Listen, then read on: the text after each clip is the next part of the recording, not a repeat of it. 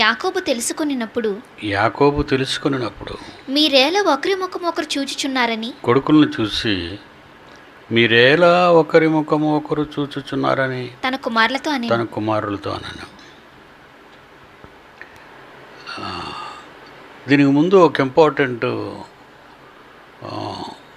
Information మీకు ఇవ్వాలి. నేను మహేందర్కి పంపించాను. కన్నడ భాషలో వచ్చింది అది.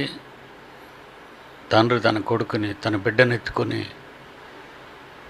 కరోనాతో ఆ చంటి బిడ్డ ఎంత నలిగిపోతుందో నిజంగా అది చాలా బాధాకరంగా.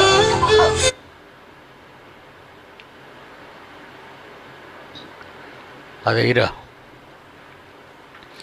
ఇది నా పిల్లలందరూ గమనించాలి. సౌండ్ వద్దు, చిన్న సౌండ్ పెట్టు. చూడండి, కరోనా వచ్చింది, తండ్రి బిడ్డను కన్నీళ్ళు పెట్టుకుంటున్నాడు. సౌండ్ పెట్టు.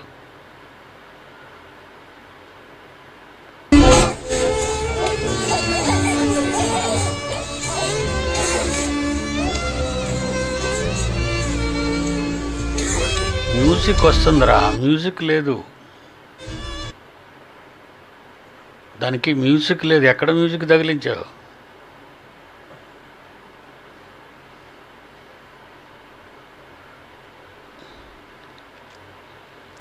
మీ పిల్లల విషయంలో, మీ విషయంలో నా పిల్లలందరూ చాలా జాగ్రత్తగా ఉండాలి.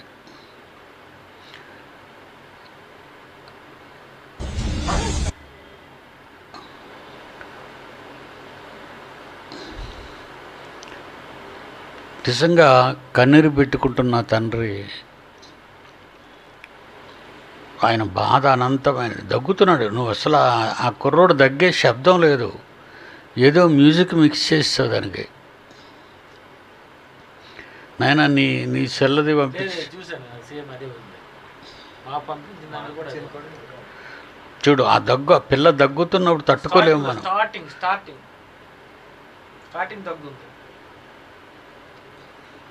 ప్లే చేయాలి, స్టార్టింగ్ నుంచి ప్లే చేయాలి.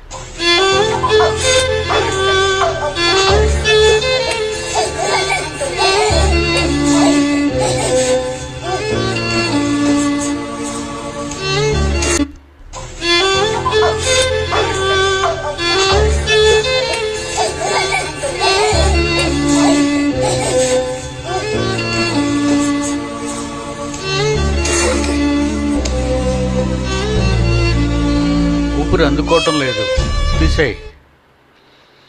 ఊపిరి అందుకోవటం లేదండి. నా పిల్లలందరికీ హెచ్చరిక. ఇది పంపించాను నా దగ్గర ఉన్న వారందరికీ, అందరికీ పంపించండి. బెంగళూరు నుంచి తిమోతి పంపించాడు. అంటుకోలేనంత వరకు మీరు అంత ఆనందంగా తిరుగుతున్నారు రోడ్ల మీద. కానీ అది అంటుకుందంటే మందు లేదు. ఇంకొక 1 వీక్ పట్టచ్చు. మన వరకు రావడానికి 3 వీక్స్ పట్టచ్చు. ఇంకా బిడ్డ బ్రతకదు, చచ్చిపోతే. ఆ తండ్రి బ్రతకడు, కరోనా వచ్చేస్తుంది ఆయనకి. మరి భార్య లేదు, భార్య ముందుగా చచ్చిపోయిందా తెలీదు మనకి. ప్రియులరా,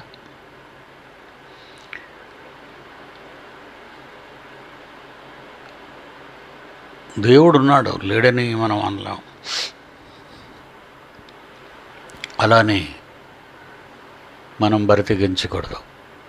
మన జాగ్రత్త కూడా మనం చూసుకోవాలి.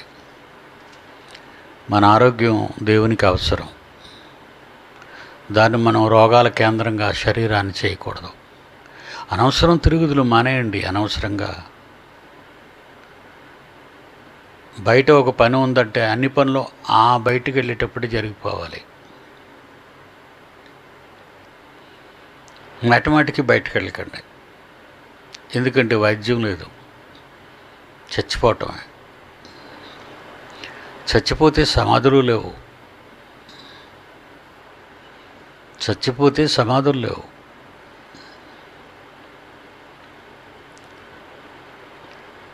దయచేసి మీరు చాలా అలర్ట్గా ఉండాలి, చాలా అలర్ట్గా. ముక్కుకు తప్పనిసరిగా మాస్క్ వేసుకోవాలి, చేతులు గ్లౌజులు వేసుకోవాలి. బయటికి వెళ్ళిన వాళ్ళు మాత్రమే. అనవసరంగా ఎవరు బయటకు వెళ్ళకండి. అది కొనడానికి, ఇది కొనడానికి, అవి కొనడానికి, ఇవి కొనడానికి. కిందున్న నా పిల్లలందరికీ హెచ్చరిక చేస్తున్నాను. మీలో ఎవరికి కరోనా వచ్చినా మేము ఒక్కరం కూడా మేము రాము. మొహమాటం లేకుండా చెప్తున్నాను. రానివ్వరు మమ్మల్ని. మిమ్మల్ని వచ్చి తీసుకెళ్ళిపోతారు. మాది రెడ్ జోన్గా ప్రకటించారు మేమున్న ఏరియాని. ఒక డాక్టరు, కేజీహెచ్ డాక్టర్, ఆ డాక్టర్కి వచ్చింది.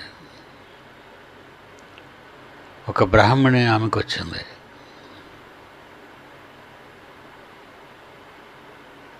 నిన్న ఉదయం మా లెఫ్ట్లో నుంచి ఒక ఓల్డ్ ఉమెన్ వెళ్ళిపోయింది. తెల్లవారు 10 గంటలకే నలుగురే తీసుకెళ్ళిపోతున్నారు శవాన్ని.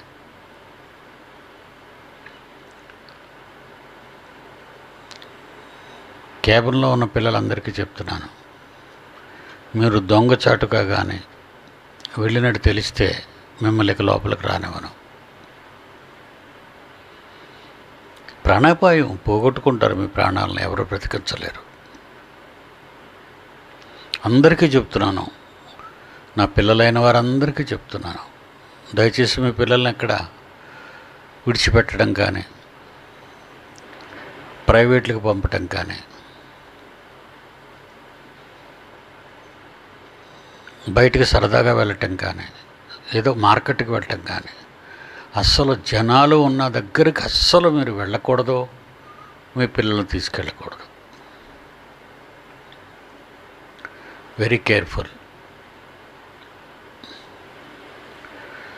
దేవుడు మిమ్మల్ని కాపాడాలని కోరుకుంటున్నాను. మనం జాగ్రత్త పడితే దేవుడు కూడా మనకు తప్పనిసరిగా తోడుగా ఉంటాడు. మన అవసరత దేవునికి ఉంది. దేవుడు మనకు అప్పగించిన బాధ్యతలు మనకున్నాయి. మనం ముఖ్యంగా కావలసిన వాళ్ళం దేవునికి, లోకానికి. దేవుని మహాజ్ఞానాన్ని ప్రకటిస్తున్నాం కనుక మీ ఆరోగ్యాన్ని కాపాడుకోండి. వాక్యంలోకి వెళదామండి. 42వ వచనం, 42వ అధ్యాయం, క్షమించండి, ఆదికాండం. ధాన్యము ఐగుప్తులోనున్నదని యాకోబు తెలుసుకొని తన కుమారులతో అనెను, మీరెలా ఒకరి ముఖం ఒకరు చూచుకొనుచున్నారు?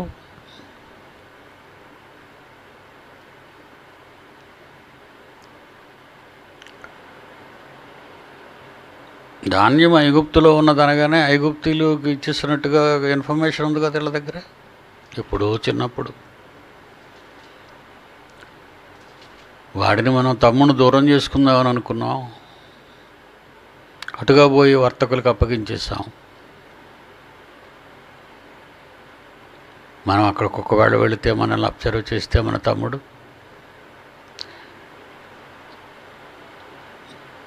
తండ్రి యాకోబుని గురించి, యోసేపుని గురించి చాలా నరకయాతన అనుభవిస్తాడు. నేను కూడా వెళ్ళిపోతాను ప్రేతరలోకానికి అని అంటాడు. అది మనకు తెలుసు, చదువుకున్నాం. ఇక ఆకలి చావులు, ప్రపంచం అంతా తెలిసిపోయింది ఆకలి. కానీ ఐగుప్తులో ధాన్యం ఉన్నదనే సంగతి తెలిసింది. కొడుకులతో చెప్తున్నాడు,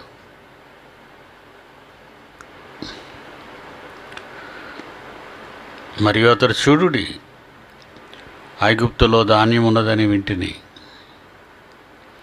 మనం చావక బ్రతుకున్నట్లు మీరు అక్కడికి వెళ్ళి మన కొరకు అక్కడ నుండి ధాన్యమును కొనుక్కొని రండని చెప్పగా,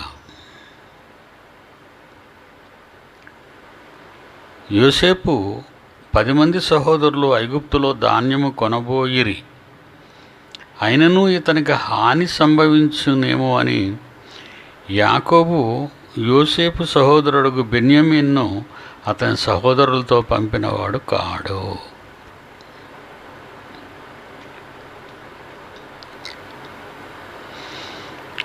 రెండవ వచనం, అతడు చూడుడి ఐగుప్తులో ధాన్యం ఉన్నదని విచ్చిని మనం చావక బ్రతుకున్నట్లు. ఆకలి చావులు అంటే ప్రపంచం అంతా ఆ రోజుల్లో. ఐగుప్తులో దొరుకుతుంది మనకు ఆహారం, మీరు అక్కడికి వెళ్ళండి, అక్కడికి వెళ్ళి మన కొరకు అక్కడ నుండి ధాన్యం కొనుక్కుని రండిని చెప్పగా, యోసేపు 10 మంది సహోదరులు ఐగుప్తులో ధాన్యము కొనబోయిరి, అయినను ఇతనికి హాని సంభవించునేమో అని యాకోబు యోసేపు సహోదరుడు బెన్యామీను అతని సహోదరులతో పంపినవాడు కాడు.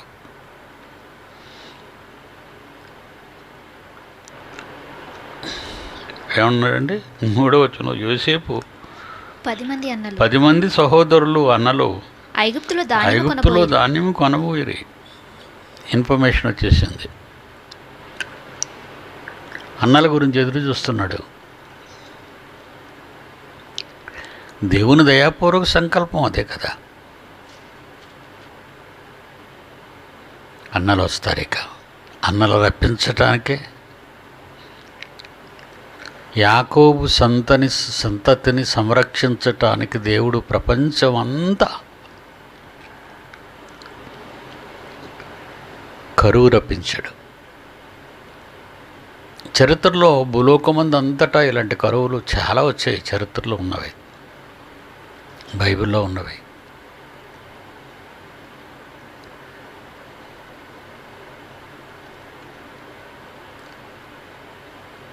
ఇశ్రాయేలీలను కాపాడటానికి, ఇశ్రాయేలీల గోత్రకర్తలను వాళ్ళ వారసులను కాపాడటానికి దేవుడు ప్రపంచానికే కరువు రప్పించాడు. మ్యాటర్ ఆఫ్ 70 మెంబర్స్ అమ్మా వీళ్ళు. అమ్మా 70 మంది కోసం ప్రపంచం అంతా కరువు రావాలా?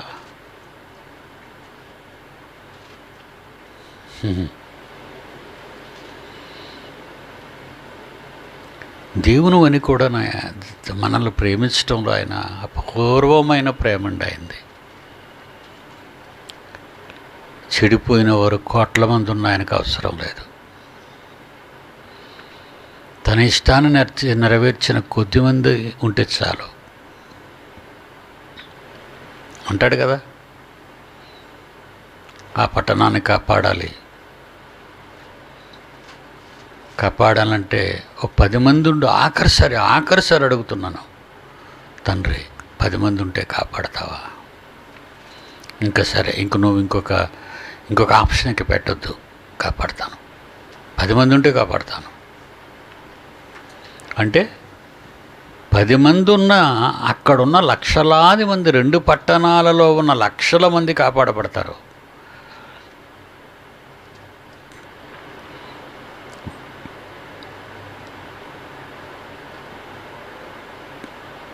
దేవుడు ఈ కరోనాని మన విషయంలో ఆలోచించినప్పుడు మనల్ని గణపరచటానికి, ఆయన గణపరచబడడానికి కరోనాని ప్రపంచవ్యాప్తంగా రప్పించాడా అనిపిస్తుంటుంది అప్పుడప్పుడు. నిజమండి. ఇవన్నీ మనం జరిగిన వాస్తవాలు, బైబిల్లో జరిగిన వాస్తవాలను కానీ మనం ఆలోచిస్తుంటే ఎంతమంది చెడ్డవాళ్ళు చచ్చిపోయినా ఆయన పట్టించుకోడండి. పనికిరాని వాడు చెత్త కాల్చబడిపోవడం, మనం చెత్తను కాల్చేస్తాం. దేవుని యొక్క మహాజ్ఞానం అనేది బైబిల్లో భద్రపరచబడిన వేల సంవత్సరాల నుంచి దాని లోతులలోనికి వెళ్ళి బయటికి తీసి ప్రపంచ ప్రజలకు తెలియచేయాలి అనుకుంటే మళ్ళీ నా పిల్లలే వింటున్నారు, ప్రపంచంలో వింటం లేదు. వాళ్ళు వినరు, వాళ్ళు చేస్తారు.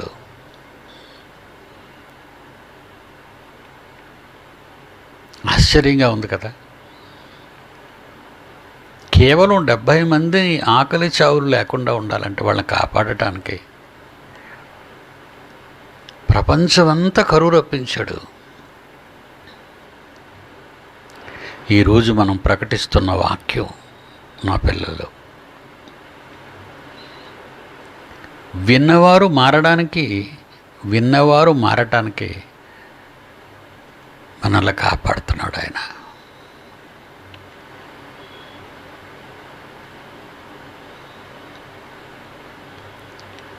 ఎప్పుడు కూడా మనం ఆలోచించేటప్పుడు మన పట్ల దేవుడు ఎలా ఉన్నాడు, ఏం జరిగినా మీ జీవితానికి దాన్ని అన్వయించుకొని ఆలోచించండి. చాలా బాగుంటుంది. చాలా చాలా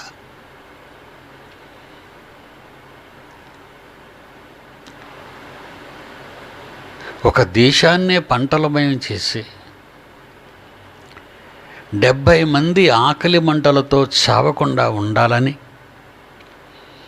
వాళ్ళని రప్పించటానికి ఈజిప్ట్ దేశాన్ని ఫలింపచేశాడు. ఈ 70 మంది కోసమే అబ్రాహాముకి ఇచ్చిన మాట, ఇస్సాకు యాకోబులకి ఇచ్చిన మాట. ఆయన సంకల్పం మీరు ఆలోచించండి. ఆయన ఆలోచన ఇక్కడ పండించాడు, ప్రపంచాన్ని ఎండగట్టాడు. ఆ 70 మందిని ఇక్కడికి రప్పించాడు, ఆకలి చావుల్లో లేకుండా వాళ్ళని ప్రక్కన పెట్టాడు. ఆదికాండం 45వ అధ్యాయం 6వ వచనం. ఆదికాండం 45వ అధ్యాయం 6వ వచనం. 2 సంవత్సరముల నుండి 2 సంవత్సరముల నుండి కరువు దేశములో ఉన్నది. కరువు దేశములో ఉన్నది. సేద్యమైనను కోతైనను లేని సంవత్సరములు, సేద్యమైనను కోతైనను లేని సంవత్సరములు ఇంకా 5 వచ్చును. ఇంకా 5 వస్తాయి. మిమ్మును ఆశ్చర్యముగా రక్షించి దేశములో మిమ్మును శేషముగా నిలుపుటకును, శేషము మీ కొద్ది మిమ్మల్ని కొద్ది మందే శేషంగా నిలిపి ప్రాణముతో కాపాడుటకు దేవుడు మీకు ముందుగా నన్ను పంపించాడు. యోసేపు మాట్లాడి, యోసేపుకు తెలుసు ఏమైనా జరుగుతున్నప్పుడు అంటే మీరు ఆలోచించండి. ఆ ఘటనలు ఇది ప్రపంచవ్యాప్తంగా శవాలను లేపుతున్న వ్యాధి. మరో 100 ఏళ్ల తర్వాత ఇది భూమి మీద చావులను లేపేస్తుంది. శవాలుగా మార్చేస్తుంది సజీవుల్ని.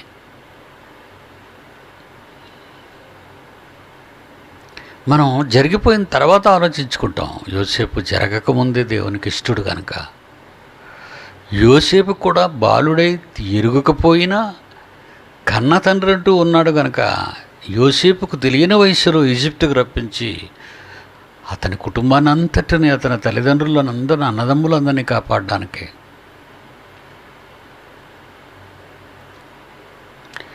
కరోనా వచ్చినప్పుడు మన గురించేనా ఇది వచ్చింది? 100%. ఈరోజు నా పిల్లలు గళం విప్పి వాళ్ళు కొత్త కొత్త సంగతులు చెబుతుంటే అందరూ, నా పిల్లలందరూ deputy directors, additionals, principals, coordinators, ఈరోజు నా పిల్లలందరూ త్యాగాలు, మెంబర్స్, స్టూడెంట్స్, వాళ్ళ త్యాగాలు చూడండి. ఇది మనలను పరీక్షించే కాలమా? ప్రపంచాన్ని శవాల గుట్టలుగా చేసే కాలమా? అంటే మనల్ని పరీక్షించటానికి ప్రపంచంలో మానవాళిని శవాలుగా చేయటమా? ఏమండి, ఎంత భారీ కార్యక్రమం దీని వెనకుందో మీరు ఆలోచించండి. ఎంత ప్రేమిస్తున్నాడండి మనల్ని ఆయన. What a love. ఆయన్ని అర్థం చేసుకోవడం చాలా కష్టమరా. ఇంత ప్రయాసపడుతున్న కన్న తండ్రికి ఎదురు తిరిగిన వాళ్ళ సంగతి ఏంటో చెప్పండి.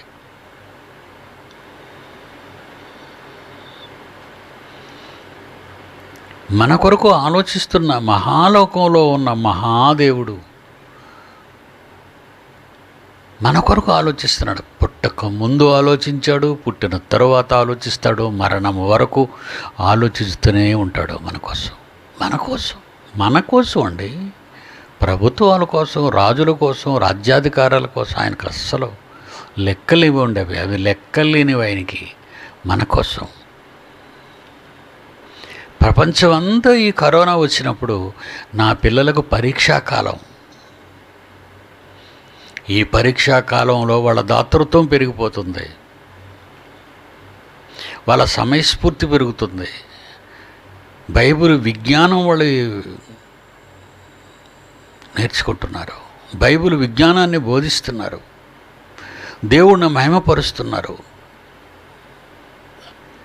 నా పిల్లలు ఏమీ లేకుండా హ్యాపీగా ఉన్నారు. ఇలా మనల్ని మహిమపరచాలనుకున్నాడు ఆయన. అవును, ఆయన మాటలకు లోబడి, ఆయన మాటలలో జీవిస్తున్న మనల్ని కాపాడడానికి ప్రపంచం అంతటికీ ఇది వచ్చింది. ఆ రోజు యోసేపు కాలం మళ్ళా చదువుదాం అన్నమాట. 45వ అధ్యాయం ఆదికాండం 6వ వచనం. 6వ వచనం. 2 సంవత్సరముల నుండి 2 సంవత్సరాల నుండి కరువు దేశంలో ఉన్నది. కరువు ప్రపంచం అంతా కరువు వచ్చింది. మన దేశంలో కూడా కరువు ఉంది. సేద్యమైనను కోత అయినను సేద్యము లేదు, కోతలు లేవు. ఇంకా 5 వచ్చును. ఇంకా 5 సంవత్సరాలు ఉన్నాయి. ఇంకా 7 ఏళ్ళు కదా. మిమ్మును ఆశ్చర్యముగా రక్షించి, మిమ్మును ఆశ్చర్యముగా రక్షించి, దేశములో మిమ్మును శేషముగా నిలుపుటకు, శేషముగా చరిత్రలో నిలబెట్టాలని, ప్రాణముతో కాపాడుటకు, ప్రాణాలతో మనల్ని ఉంచాలని దేవుడు తండ్రి మీకు ముందుగా నన్ను పంపించాడు. కాబట్టి దేవుడే కానీ మీరు నన్ను ఇక్కడికి పంపలేదు. సిగ్గుపడి తలదించుకుంటారండి అన్నలు ఆ మాటలకి, ఆ పాఠానికి.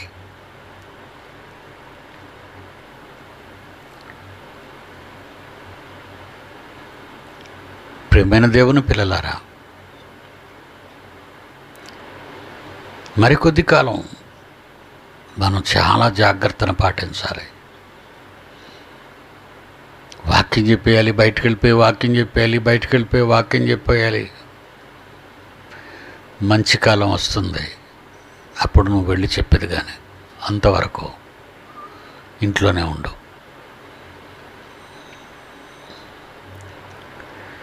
ఏమంటే డిజిటల్ స్పీచెస్ ఇవ్వచ్చు అని వెస్ట్ గోదావరిలో ఉన్న వాళ్ళంతా కూడా, పాస్టర్స్ అందరూ కూడా, ఈ డిజిటల్ స్పీచెస్ ఏంటండి,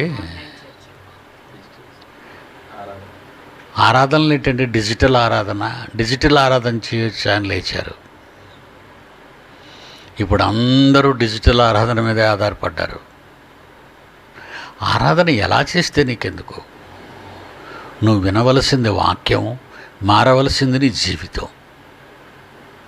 పద్ధతులు మాట్లాడకూడదు.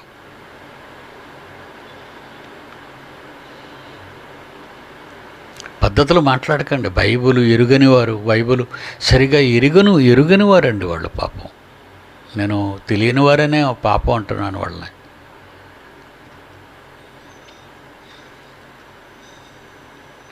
టీవీ ప్రసంగాలు వినరా? టీవీ మెసేజ్లు వినరా? ప్రోగ్రాములు ఉండవా? టీవీ ఛానల్స్లో మాట్లాడటం లేదా? అది డిజిటల్ అంటారు దాన్ని. అసలు డిజిటల్ ఆరాధనలు చేయొచ్చా? పిచ్చి ప్రశ్న. ఈరోజు డిజిటల్ ఆరాధనలు ఉన్నాయని కాలం నేర్పిస్తుంది మీకు పాఠం. కాలం ఏదో మీ దగ్గర ఉన్న వాళ్ళని ఎవరో ఎత్తుకెళ్ళిపోతారో అంటే వెళ్ళిపోయే వాళ్ళని వెళ్ళిపోనివ్వండి. మీరు వాక్యాన్ని పెంచి, మీరు వాక్యాన్ని చెప్పి వాళ్ళని జాగ్రత్తగా కాపాడుతూ, కాపరిగాను వాళ్ళని జాగ్రత్తగా ఒక తండ్రిగా చూసుకుంటున్నాం, ఇది మాకు అవసరం లేదు అని అనుకుని పోయేవాళ్ళని, మీ ప్రేమను కాదన్న వాళ్ళని మీరు ఎలా బలవంతంగా ఉంచడానికి ఇష్టపడుతున్నారు? అసలు వాళ్ళని పంపించేయడమే బెటరు. మీ దగ్గర ఉండకుండా వాళ్ళని తగిలేయటమే బెటరు.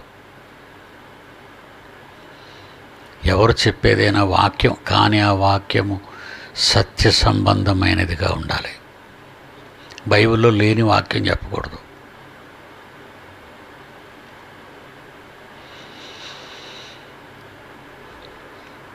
కేవలం 70 మంది కోసం ఆ రోజు ప్రపంచమంతా కరువు ఏర్పడింది. కేవలం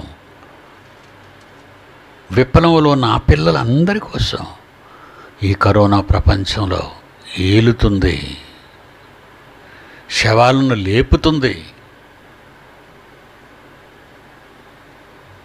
రోజు రోజుకి విపరీతం. హాస్పిటల్కి వెళ్ళిపోతాయి, వైద్యం జరుగుతుంది అనుకుంటున్నారా? హాస్పిటల్స్లో ఖాళీలు లేవు. సమాధి చేయటానికి అక్కడ సమాధుల్లో ఖాళీలు లేవు. హాస్పిటల్లో రోగాలతో వస్తే చేర్చుకోవటం లేదు. అలాగని చనిపోయిన తర్వాత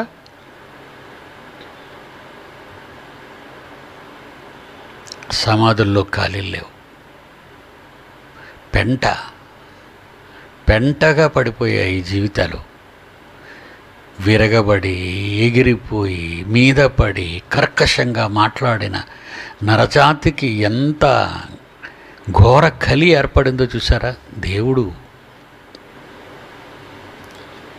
తండ్రికి భయపడిన ప్రతి ఒక్కడు పరిస్థితి అదే ఉంటుందని, అలాగే ఉంటుంది. 100%, నో ప్రాబ్లం.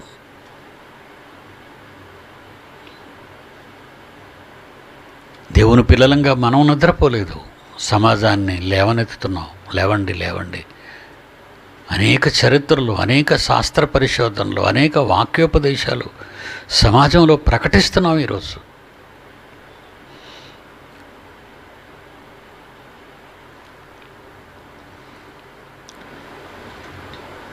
మూడవ వచనం, యోసేపు 10 మంది సహోదరులు ఐగుప్తులో ధాన్యము కొనబోయిరి, అయినను ఇతనికి హాని సంభవించునేమని యాకోబు యోసేపు తమ్ముడగు బెన్యామీనును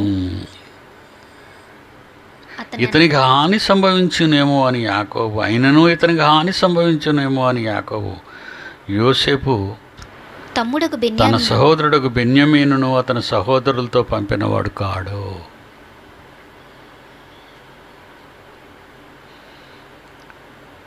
వీళ్ళ వల్ల మరలా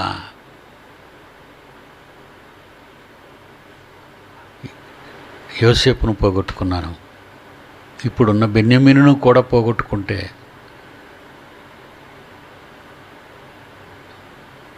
వీళ్ళతో పంపడం అంత మంచిది కాదు అని యాకోబు ఆలోచించాడు.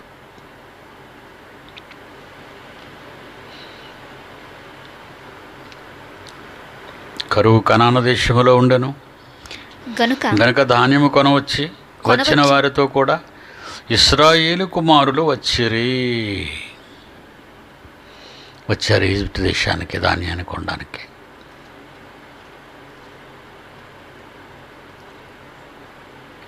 వచ్చిన తర్వాత అప్పుడు యోసేపు ఆ దేశమంతటి మీద అధికారి అయ్యుండెను. అతడే ఆ దేశ ప్రజలందరికీ ధాన్యం అమ్మకము చేయవాడు గనుక యోసేపు సహోదరులు వచ్చి ముఖములు నేలను మోపి అతనికి వందనము చేసిరి. కల గుర్తుకొచ్చి ఉంటుంది.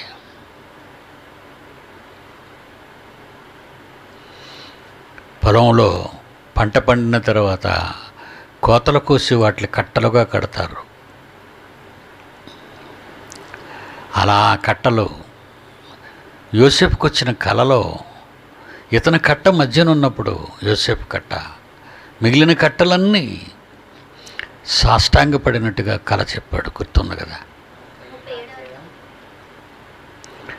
37వ అధ్యాయం ఆదికాండంలో గతంలో 7వ వచనం.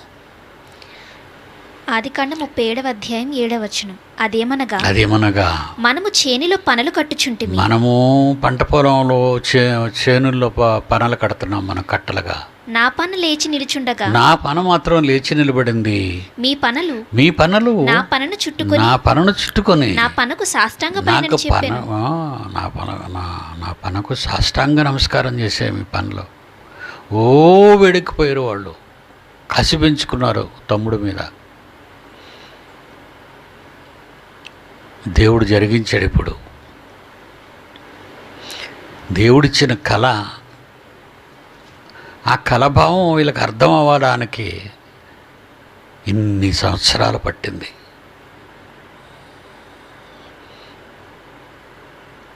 వాళ్ళు వచ్చి ఏం చేశారట?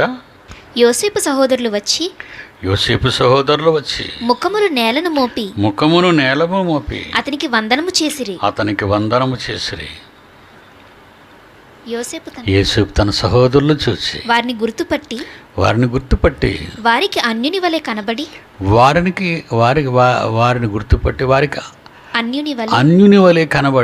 వారితో కఠినముగా మాటలాడి మీరెక్కడ నుండి వచ్చితురు అని అడిగాను.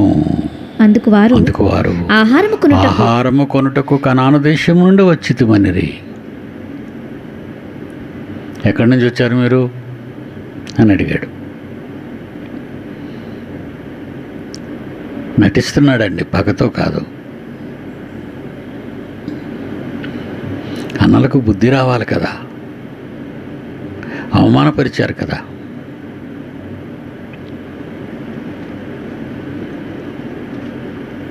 కఠినముగా మాటలాడి, చాలా కఠినంగా మాట్లాడాడు అన్నలతో.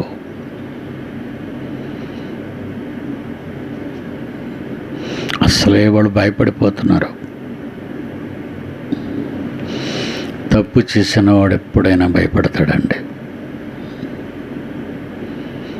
ఎవరు ఏ తప్పు చేసినా, ఈ రోజు కానివ్వండి, ఆ రోజు కానివ్వండి, పూర్వకాల దినాలు కానివ్వండి, మన కాల దినాల్లో కానివ్వండి, నేరస్తుడు ఇప్పటికైనా భయపడతాడు.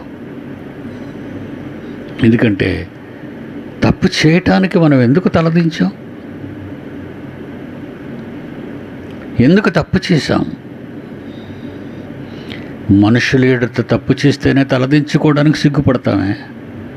దేవుని ఎదుట తప్పు చేస్తే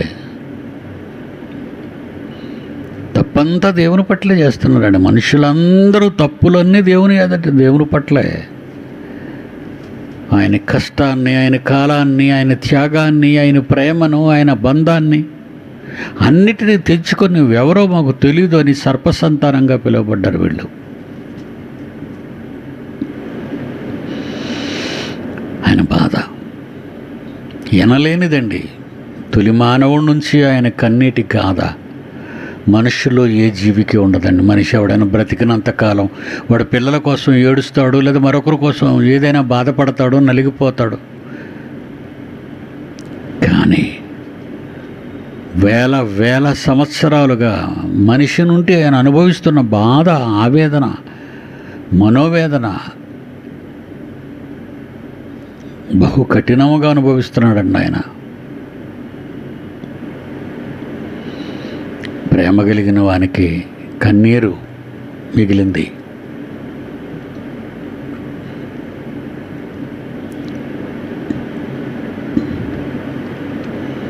ఎనిమిదవ వచనం.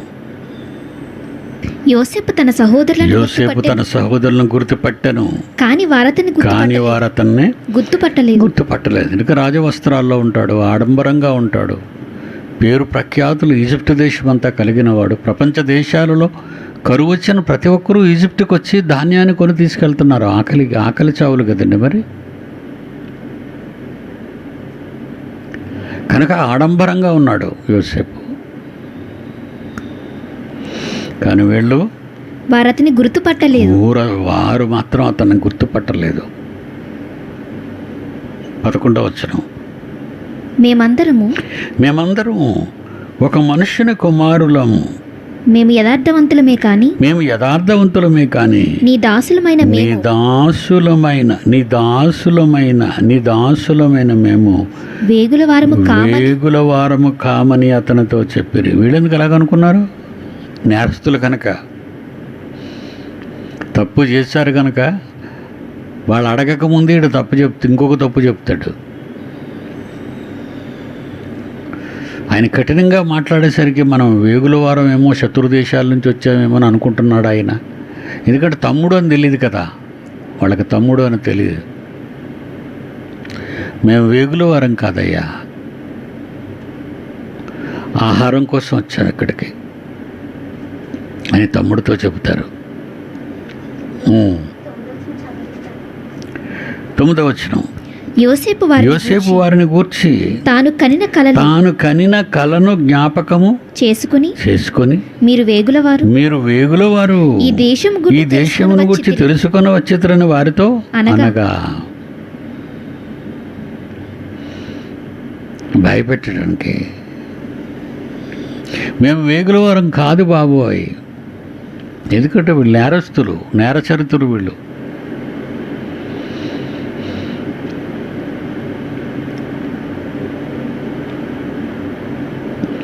పదకొండవ వచనంలో మేమందరము ఒక్క మనుష్యుని కుమారులు, మేము యథార్థవంతులమే గాని నీ దాసులమైన మేము వేగు చూచువారము కామని అతనితో చెప్పి. యథార్థవంతులు అండి, తమ్ముడిని జంతువు చంపేసిందని అబద్ధం ఆడిన పెద్ద మనుషులు వీళ్ళు. కన్న తండ్రిని చావు వరకు తీసుకెళ్ళిన వారు.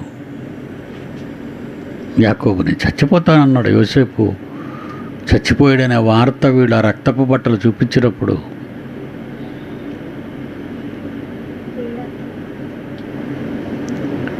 యథార్థవంతులా వీళ్ళు. ఈరోజు దేవుని పిల్లలైన క్రైస్తవులు అని చెప్పుకునే వారంతా కూడా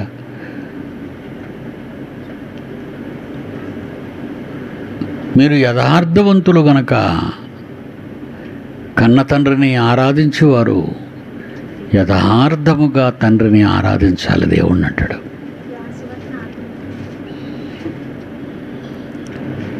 యథార్థవంతులు మీరు చెప్పుకోవటం కాదు, మీరు యథార్థవంతులని మీ క్రియలు చెప్పాలి. యోహాను సువార్త 4వ అధ్యాయం 24వ వచనం. నువ్వు యథార్థవంతుడినని నువ్వు చెప్పుకుంటే ఎవరు నమ్ముతారు? నేను చాలా మంచివాడినండి, నేను ఏ తప్పు చేయలేదు అంటాడు పోలీస్ స్టేషన్కి వెళ్ళి ప్రతి నేరస్తుడు. అవునా, నిజమా, పాపం వెళ్ళిపో బాబు అనరు.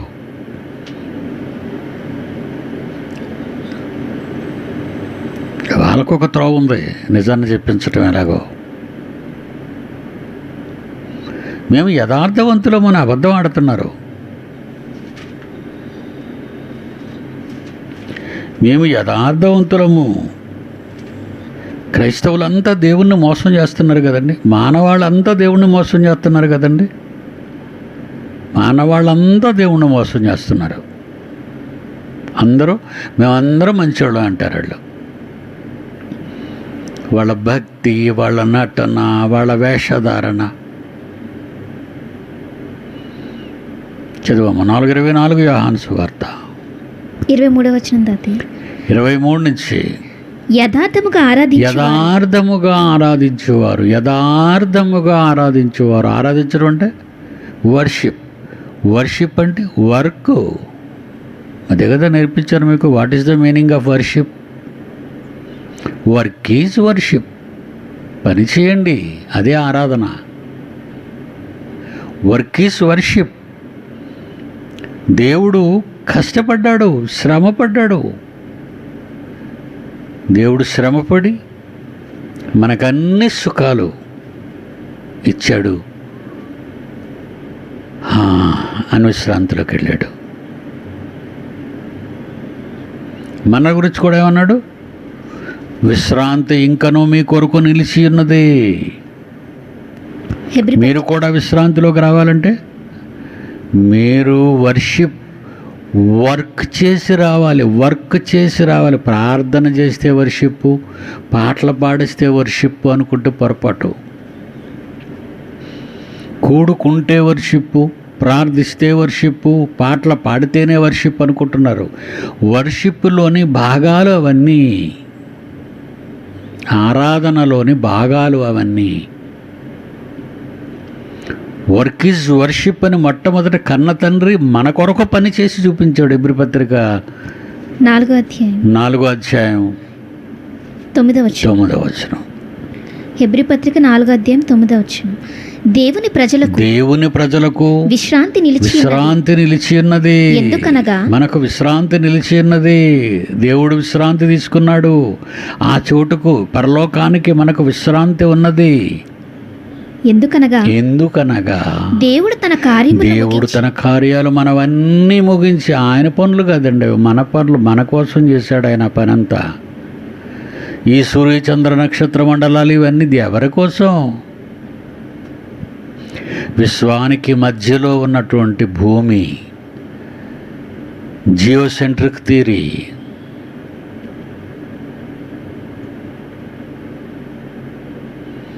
విశ్వానికి మధ్యన ఉంది భూమి. ఎంటైర్ యూనివర్స్కి సెంటర్ పాయింట్ అది. అక్కడి నుంచే ప్రభుత్వ పాలన, విశ్వం చక్రం ఆధారపడి ఉంది. ఇరుసు మన కోసం చేశాడు విశ్వచక్రాన్ని, ప్రకృతి చక్రాన్ని. దేవుని పిల్లలకు విశ్రాంతి నిలిచి ఉన్నది. ఏం చేయాలి వాళ్ళు? దేవుడు తన కార్యములను ముగించి, నేను ఏ కార్యాలైతే మీకోసం, నా పిల్లలైన మీకోసం చేసి ముగించాను, విశ్రమించిన ప్రకారము విశ్రాంతిలోకి వెళ్ళాను.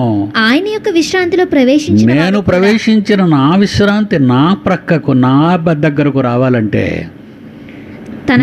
తన కార్యములు ముగించి, భూమి మీద పుట్టించినందుకు, మిమ్మల్ని అప్పగించి పంపినందుకు నా కార్యములన్నీ ముగించాలి. నేను మీకు అప్పగించిన నా కార్యాలను మీరు ముగించి విశ్రమించాలి. నా దగ్గరికి వచ్చేయండి, నా హక్కుని చేర్చుకుంటాను.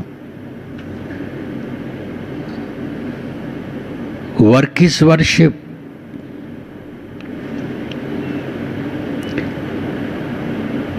యథార్థముగా ఆరాధించువారు ఆత్మతోను సత్యముతోను వాక్యముతోను తండ్రిని ఆరాధించు కాలము వచ్చుచున్నది. వస్తున్నారు నా పిల్లలు, సృష్టిలో పుడుతున్నారు నా పిల్లలు. అది ఇప్పుడు వచ్చే ఉన్నది. అది ఇప్పటి నుంచే ప్రారంభమవుతుంది. ప్రారంభ ఆరాధన సంఘము, సార్వత్రిక దేవుని సంఘము యెరూషలేములో పుట్టబోతుంది ఆయన మరణము తరువాత. అవునా?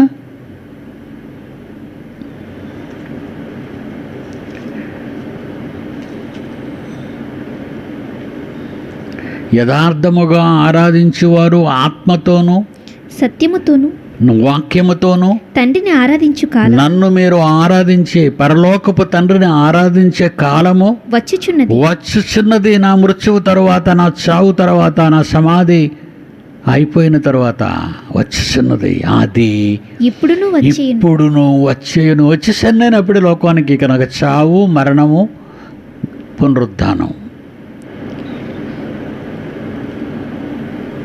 తన్ను ఆరాధించువారు అట్టివారే కావాలనని తండ్రి కోరుకొనుచున్నాడు. తండ్రి పనిని తండ్రిలా కష్టపడిన వారు, తండ్రిలా శ్రమపడిన వారు, తండ్రి తన పిల్లల కోసం ఏ విధంగా కష్టపడ్డాడో, ఆ తండ్రి కలలు పండించటానికి ఆయనకు పుట్టిన పిల్లలు కూడా ఆయన అలాగే శ్రమ పడాలి. కనుక నా పిల్లను ఈరోజు ప్రపంచ చరిత్రలో ప్రారంభ శతాబ్దం తర్వాత, ఈ 1900 సంవత్సరాల మధ్యకాలంలో లేని తండ్రి ఇష్టాన్ని నెరవేర్చే పిల్లలు, యథార్థవంతులు, ఆత్మతో సత్యముతో ఆరాధించే పిల్లలుగా నా పిల్లల్ని ఈరోజు నేను మార్చుకున్నాను.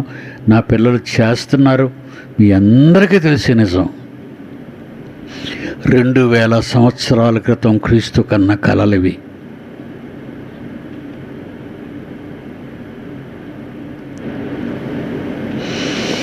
దేవుడు యథార్థవంతుడు కనుక ఆయనను ఆరాధించువారు ఆత్మతోనూ సత్యముతోనూ ఆరాధింపవలెను. అట్టివారే కావాలనని తండ్రి కోరుచున్నాడు. ఆయన మన కొరకు శ్రమపడ్డాడు, మనము మన తండ్రి కొరకు కష్టపడాలి భూమి మీద. అదే నా పిల్లలు పడుతున్న కష్టం. ఇది జరగటానికి దేవుడు విశ్వానికి తెచ్చిన నష్టం కరోనా. ఏమండి, ఇవన్నీ ఒకదానితో ఒకటి లింకప్ అయి ఉన్నాయండి. వీటిని బైబిల్ చదివినవాడు 66 పుస్తకాలలోని మహాజ్ఞానాన్ని లోతులలోనికి వెళ్ళిన నా పిల్లలు మాత్రమే వీటిని ఆలోచించగలరు. కానీ ఎవరెవరో మేము చేస్తున్నామండి అనుకుంటే కుదరదండి. కరోనా వచ్చిన చందాల కొరకు జనాన్ని రమ్మన్న కాపరులు మనకు తెలుసు. అమ్మో కరోనా వచ్చింది, నా పిల్లలు ఆరాధనకు రావద్దు. ఆరాధన అంటే కూడుకోవటం, పాటలు పాడటం, ప్రార్థన చేయటమే కాదు, తండ్రి పని చేయటం. హార్డ్ వర్క్, అది హార్డ్. ప్రసంగం చేయడం హార్డ్ కాదు, పాట పాడడం హార్డ్ కాదు, ప్రార్థన చేయడం హార్డ్ కాదు, కూడుకోవడం హార్డ్ కాదు. నీ కష్టాన్ని దేవుని కొరకు త్యాగం చేయటం, నీ శరీరాన్ని దేవుని కొరకు అలయబెట్టడం, నీ కాలాన్ని దేవుని పిల్లల కొరకు పంచటం వర్షిప్. Work is worship. యథార్థవంతులరా మీరు అన్నలు? మీరు యథార్థవంతులా? మేము యథార్థవంతులము. ఇదే మాట ప్రపంచం అంతా చెబుతుందండి ఈరోజు. వాళ్ళందరినీ వదిలేయండి, క్రైస్తవులు అడగండి, వాళ్ళు చెప్తారు మేము యథార్థవంతులము. ఆరాధన చేయటమా? అంటే ఆరాధన అంటే అర్థం తెలుసా నీకు? వర్షిప్, ఇంగ్లీష్లో వర్షిప్ అంటే ఆ అర్థం తెలుసా నీకు? Work is worship. That is the definition of the worship. ఆరాధనకి పరమార్థం ఏంటంటే పని చేయటం బిడ్డ దేవుని కోసం. మీరు యథార్థవంతులు. అందులో నా ముందు నిలబడి, నా కళ్ళ ముందు నిలబడి ఏమనుకుంటాడండి యోసేపు మనసులో? నన్ను గోతులో పడేసి, నన్ను చంపేసి, నన్ను చంపడానికి ముందు కుట్ర పన్నిన తర్వాత పెద్దాడేదో కొంచెం దయదలిచి ఎందుకు రావండి చంపడం, ఎవరికొకరికి ఇచ్చేద్దాం, లేకపోతే గోతులో పడేస్తాం, ఎవరొకరు పట్టుకుపోతారు, లేకపోతే ఎవరికి అమ్మేసుకుందాం, అదేదో చెప్పబట్టి. కానీ లేకపోతే ఈరోజు నేను ఈజిప్ట్లో ఉండేవాడినా, మీరు ఇక్కడికి వచ్చేవాళ్ళ? మీరు కూడా ఆకలి చావులతో ప్రపంచ జనాభాలో ఆ రోజు ఆ చావుల పట్టికలో గొట్టలుగా పడి ఉండేవారు.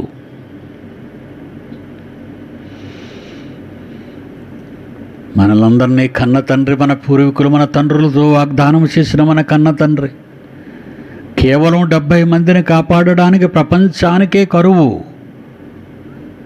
యోసేపున్న ఈజిప్ట్ దేశానికే మెరిపించాడు, పండించాడు, పంటలు పుష్కలంగా ఇచ్చాడు. 70 మంది ఇశ్రాయేలు యాకోబు కుటుంబాన్ని కాపాడటానికి. యోసేపుకు తనకు తెలిసినంత వరకు చెప్పగలడు దేవుడు. ప్రారంభము నుండి చెప్పగలడు నీ జన్మకు ముందే. ఈరోజు నా పిల్లలందరూ దేవునికి జన్మించిన నా పిల్లలు యథార్థవంతులు. నిజంగా డాడీ మాట వినగానే వాళ్ళు వెంటనే యాక్షన్లోకి వచ్చేస్తున్నారు. వాళ్ళు వాట్ ఏ వండర్ఫుల్ చిల్డ్రన్. నేను చిన్నప్పుడు పిల్లల తల్లిదండ్రులు పిలిచినప్పుడు రే నాన్న రారా అంటే వినబడినాడు పలకడు. రేయ్ అని అంటాడు. మరి ముందెందుకు పలకలేదు? దొంగ. వస్తానంటాడు. పలకం కదండి.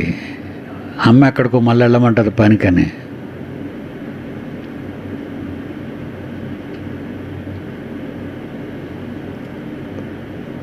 మనం ఈరోజు ఇమీడియట్ యాక్షన్. నాన్న పిలిచాడు, నాన్న మీరంతా దేవుని పిల్లల కోసం ఆలోచించండి. విదిన్ 1 వీక్ 2,60,000 పెంచేశారు. నెక్స్ట్ సెకండ్ ఇదిగో ఈ Sunday 2,24,000. What a immediate effect. 4,84,000. What a wonderful children. నా కన్న తండ్రి ఇదిగో ఇది చూడటానికే ప్రపంచం అంతా కరోనా వచ్చిందరా. This is the top secret.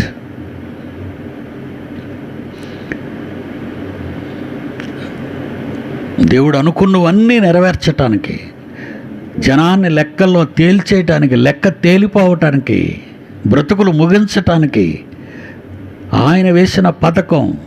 ఆ పథకంలో జనాలలో నుంచి బయటకు వచ్చిన ఆయన పిల్లలను చెప్పుకున్నవారు నిలబడటం. This is the second function. ఎంత చక్కటి ఫంక్షనింగ్ చేశారు నా పిల్లలు.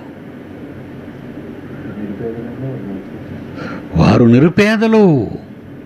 నా పిల్లలందరూ ధనవంతులు ఎవరు లేరు, భూములు గలవారు లేరు, ఆస్తులు గలవారు లేరు. అందరూ పేదలైన పిల్లలు. నా పిల్లలు నిరుపేదలు. వారు నిరుపేదలైనను వారు దాతృత్వము బహుగా విస్తరించను అంటాడు కొరింథీయులకు రాసిన 2వ పత్రిక 2వ పత్రిక 8వ అధ్యాయం 2వ వచనం. 2వ వచనం. కొరింథీయులకు రాసిన 2వ పత్రిక 8వ అధ్యాయం 2వ వచనం. ఎలాగనగా వారు బహుశ్రమల వలన వాళ్ళు అసలే కష్టాల్లో ఉన్నారు, బహుశ్రమల వలన పరీక్షింపబడగా అత్యధికముగా సంతోషించారు. మరియు వారు నిరుపేదలు పేదలు తినటకు ఒక పూటే ఉంటుంది వాళ్ళకి.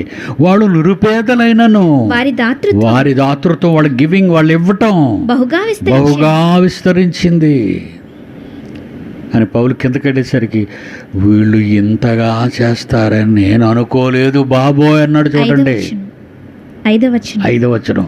ఇదియు కాక మొదట దేవునికి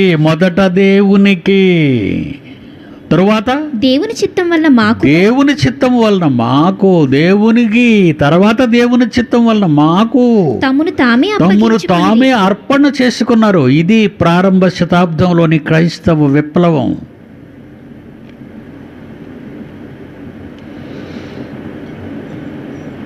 ఏమండి, మనం అన్నీ కనెక్ట్ అయిపోతున్నాయి కదా బైబిల్కి. నిజంగా చెప్పండి, మనం చేస్తున్నవన్నీ ప్రారంభ శకంలో ఆరంభమైన సార్వత్రిక దేవుని సంఘములోని వారికి చెందుతున్నట్టుగా మనకు తెలిసిపోతుంది. వారు మొదట దేవుని చిత్తం వలన మాకును తమ్మును తామే అప్పగించుకొనిరి. ఇంతగా చేయుదురని మేము అనుకోలేదు బాబోయ్. What a wonderful Christianity in the first century.